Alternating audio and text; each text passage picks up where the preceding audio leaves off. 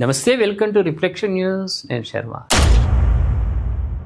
ప్రేక్షకులారా, operation Sindoor తర్వాత ISI కొత్త ఎత్తుగడ, కొత్త కుట్రకు మొదలైంది. అక్కడ పాక్ సౌదీ త్రైపాక్షిక కూటమితో భారత్కు ముప్పుందా?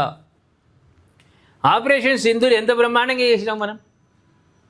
అమాయకులైనటువంటి పహల్గాంలో అమాయకుల ప్రజలను చంపిన తర్వాత, 25 మందిని చంపిన తర్వాత దెబ్బకు మనం ఏం చేసినామంటే మబ్బుల పోయి 2 గంటలకే ఆ గాది కొడుకులు ఉగ్రవాదులు మంచిగా గుర్రు కొడుతుంటే ఎట్లా మనోళ్ళే జెట్ విమానాల్లో మహిళలే నడిపించారు, పురుషులు కూడా కాదు, మహిళలే నడిపించి వాళ్ళని ధ్వంసం చేసారు ఆపరేషన్ సింధూర్లా.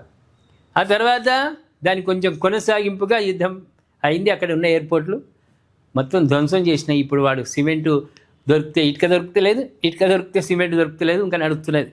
ఇంకా 100 ఏళ్ళు కావాలి ఆ ఎయిర్పోర్ట్ మళ్ళా సిద్ధం కావడానికి.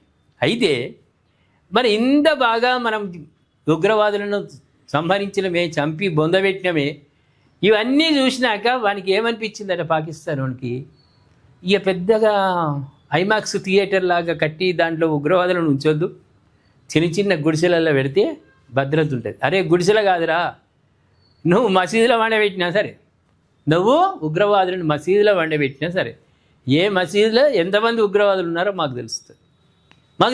మా ఇంటెలిజెన్స్, మా సాంకేతికత తెలుసు. నువ్వు నీ ఇంట్లో నీ మంచం కింద కూర్చుండే పెట్టినా సరే, ప్రధాని నీ మంచం కింద ఉగ్రవాదులను కూర్చుండే పెట్టినా సరే, మేము చక్కగా మీ బెడ్రూమ్లోకి వచ్చి వాళ్ళని చంపేటువంటి శక్తి, సామర్థ్యం మా ఆర్మీకి ఉంది.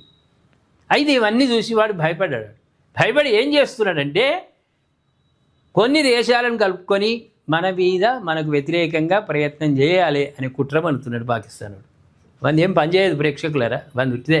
ఎందుకంటే బిందెలో 2 రాళ్ళు వేసి డబ్బు సౌండ్ చేసి ఇక మా దగ్గర అనుక్షిపులు ఉన్నాయంటాడు వాడు. వాని దగ్గర ఏమి పొందా, వాని దగ్గర ఏమి ఉండదు. భారత సరిహద్దుల్లో ఉగ్రవాదాన్ని నిరంతరం ప్రోత్సహిస్తున్న పాకిస్తాన్ ఇప్పుడు మరింత ప్రమాదకరమైన ఎత్తుగడలకు తెరలేపింది. భారత సైన్యం చేపట్టిన ఆపరేషన్ సింధూర్ దాడుల తర్వాత తీవ్రంగా దెబ్బతిన్న తమ ఉగ్రవాద నెట్వర్క్లను తిరిగి పునరుద్ధరించేందుకు పాక్ గూఢచార సంస్థ ఐఎస్ఐ పాలస్తీనాకు చెందిన హమాస్ ఉగ్రవాద సంస్థతో చేతులు కలిపింది. ఇదే సమయంలో సౌదీ అరేబియా, టర్కీలతో కలిసి పాకిస్తాన్ ఒక చారిత్రాత్మక రక్షణ ఒప్పందం కుదుర్చుకోవడం దక్షిణాసియా భౌగోళిక రాజకీయాల్లో కలకలం రేపుతోంది. భారత ఇంటెలిజెన్స్ వర్గాల సమాచారం ప్రకారం ఆపరేషన్ సింధూర్ దాడుల్లో సరిహద్దులోని ఉగ్రవాద శిబిరాలు ధ్వంసం కావడంతో ఐఎస్ఐ తన వ్యూహాన్ని పూర్తిగా మార్చింది. గతంలో మాదిరిగా పెద్ద శిబిరాలకు బదులు నగరాల్లో విధ్వంసం సృష్టించే అర్బన్ అస్టాల్ టాక్టిక్స్, చిన్న గ్రూపులుగా విడిపోయి దాడులు చేసే స్మాల్ టెర్రర్ సెల్స్పై దృష్టి సారించింది. ఇందుకోసం గాజా ప్రాంతంలో, పట్టణాల్లో దాడులు చేయడం, ఆన్లైన్ ద్వారా యువతను ఉగ్రవాదుల వైపు ఆకర్షించడంలో అనుభవం ఉన్న హమాస్ సహాయాన్ని ఐఎస్ఐ తీసుకుంది. ఎవడైనా ఆన్లైన్లో మన భారతదేశంలో కానీ, మన హైదరాబాద్లో కానీ, ఇంకెక్కడన్నా కానీ ఆన్లైన్లో ఉగ్రవాదాలకు నేర్చుకుంటామంటే నరికి పడేస్తాం.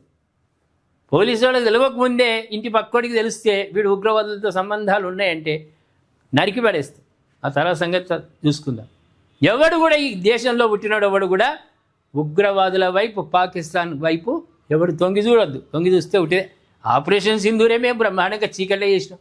నువ్వేందరా, నువ్వు మద్దతు ఇస్తున్నట్టు అనుమానం రావాలి, నీ ఇంటి పక్కడే కథం చేసి పడేస్తాడు.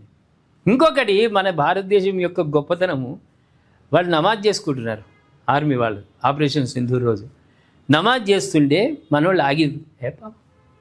వాళ్ళు దేవుని ప్రార్థిస్తున్నారు, ఇదే చిట్ట చివరి ప్రార్థన కదా కానీ అని నమాజ్ పూర్తయిన తర్వాత కథం పట్టింది. అంటే దైవభక్తి, ఎదుటివాడి మతం మీద మనకు గౌరవం ఇస్తాం మనం, కానీ ఆ గౌరవాన్ని ఏం చేస్తున్నారు, చాప కింది నీరులాగా ప్రవర్తిస్తున్నారు. ఆ పని వాళ్ళ పని చేద్దాం. కానీ వాడు ప్రపంచంలో ఎవడు నమ్మడు. పాకిస్తాన్ ప్రపంచంలో ఒక ట్రంప్ మాత్రమే నమ్ముతాడు. అంతేగాని ఎవని ఒప్పందమైనా మనకు చేసేది ఏం లేదు. మన పిల్లల ఎంట్రిక పోచగాదు. ఏమంటారు ప్రేక్షకులారా? భయపడదామా పాకిస్తాన్ చూసి, లేకుంటే కథం పెడదామా? మళ్ళీ ఒకసారి దయచేసి కామెంట్ రూపంలో తెలియజేయండి. సబ్స్క్రైబ్ చేసుకోండి, షేర్ చేయండి.